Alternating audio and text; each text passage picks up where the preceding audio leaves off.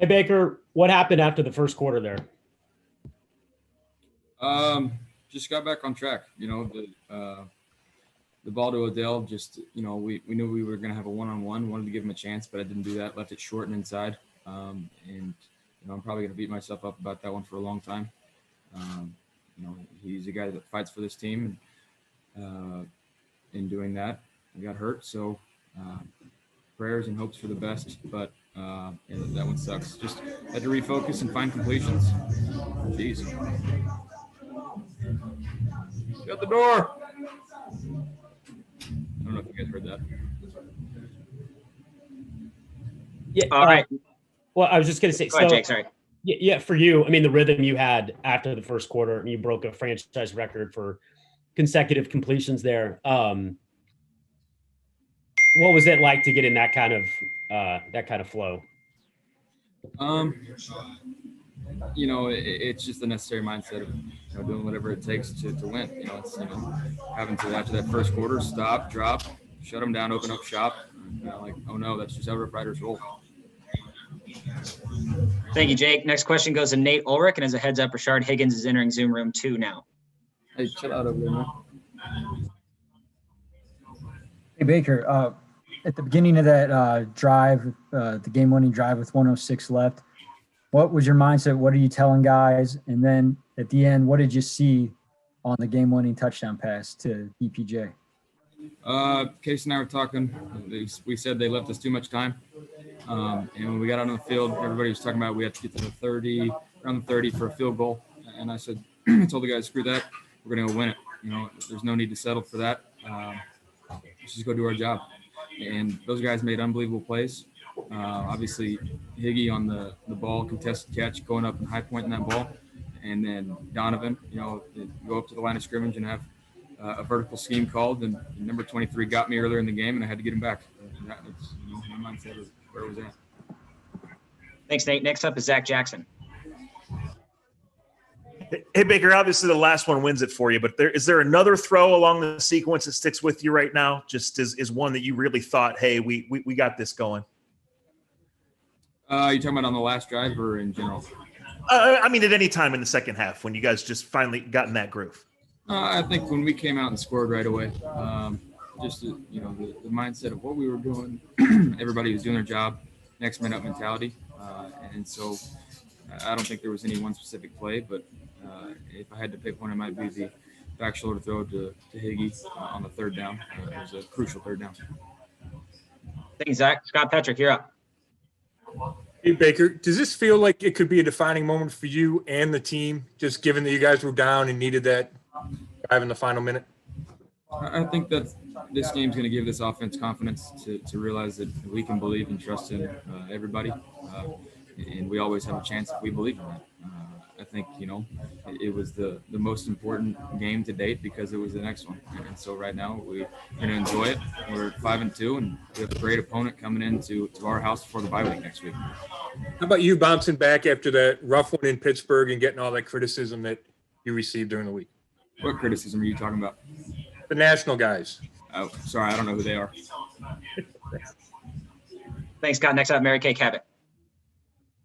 Yeah, Baker, just can you just talk about what an incredible duel it was with Joe Burrow, with you guys going back and forth, and it seemed like you were bringing out the beast in each other, sort of, especially there in the fourth quarter. What was that all like? Yeah, I think Joe. I have a tremendous amount of respect for him from the games that I watched him play in college and seeing him in person. He's an incredible leader.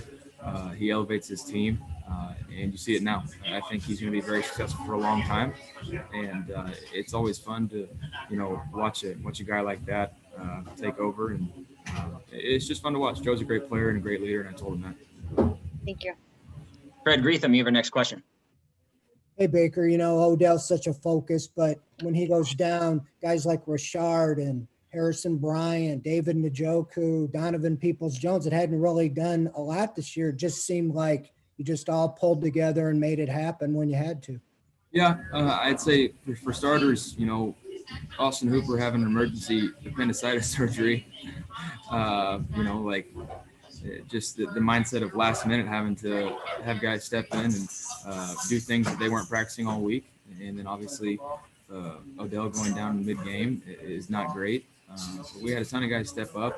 You never want to have to go through that, but this team's resilient, and our guys showed that today.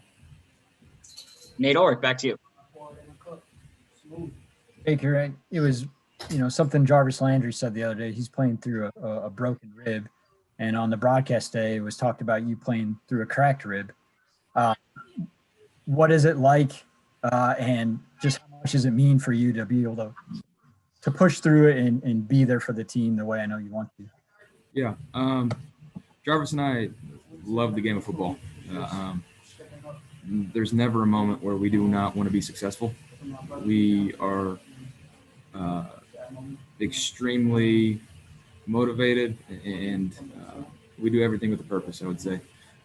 And so Jarvis today didn't have the stats that, probably showed, but he had so many crucial plays that he made, and that is his best friend and his brother that went down. So to mentally be able to have success after his best friend goes down like that and not knowing the circumstances, hats off to Jarvis. And he's a true leader for this team and will continue to be, no matter what the production is. Is it true you guys were in the hospital together getting your ribs checked out at the same time? It seems like kind of a weird story. From a safe distance apart, yes. Jeff Shadell has our next question. Baker, you said last week that 4-2 felt like 0-6. So what does this feel like? Do you feel like you guys really have something special going now that you're 5-2? No, I think, it was the next game. It's the most important one. So I think we'll look back at the film and realize that we can do a lot of things better early on and help out our team overall. But there's a lot of things that we did in the second half to build on. Critical plays that were made, guys stepping up, and that's the most important part. And like I said a few weeks ago, it's always better to learn from a win than a loss. Jason Lloyd, you're up. Baker, when things aren't going well and the timing is off, how does a quarterback establish a rhythm? How do you get yourself going? Just getting back to the basics, finding completions, trusting my guys, not trying to do too much, I think is the most important part for me. And we did just that. Trusted our offensive lineman to block and went through the progressions. Kevin said that he sort of agreed he altered the play calling a little bit in the second quarter to give you a couple easy completions to get you going. Do you feel that as a quarterback? Is it just find it and go, find the easy one and start to move the ball and get yourself in a rhythm so that you can then rip some of the throws that you had in the second half?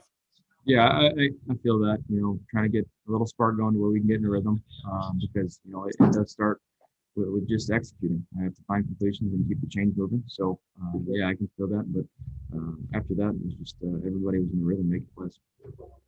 We have time for three more quick ones. We're going to go to Scott Petrick, Mary Kay, and Tom Withers. Scott Petrick, go ahead. Hey, Baker, what goes through your head when you see Odell go down so early? And then have you been able to talk to him after the game? Yeah.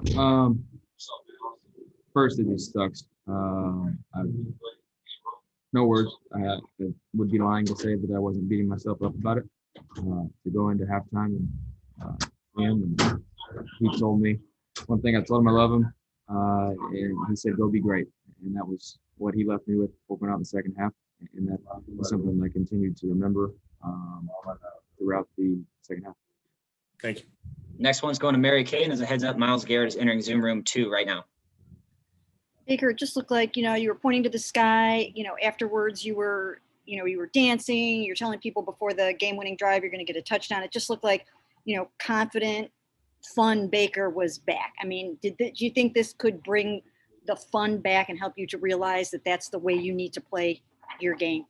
I'd just say throughout this week, I was reminded by some very key people and very important people in my life that I have supported them no matter what. And that was extremely vital throughout the day.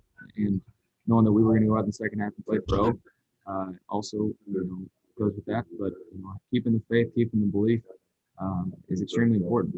I've made it this far because I have people supporting me along the way, no matter the circumstances. And just to believe in that and know that I have their love and support is always play confident.